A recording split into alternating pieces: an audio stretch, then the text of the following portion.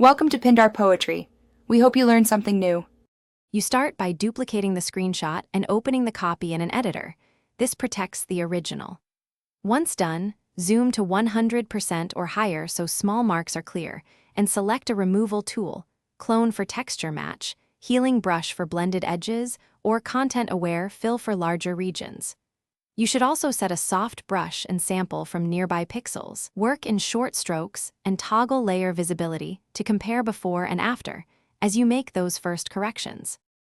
Now you move into the detailed work. Create a new layer for non-destructive edits so you can undo without losing context. Use small sampling areas and adjust brush size frequently. This helps you match color and texture precisely. For linear markups, clone along the same direction. For shaded marks, use healing to blend tones. Make sure to soften transitions at edges with a low opacity brush or slight smudge, because abrupt borders create telltale halos that give away the edit.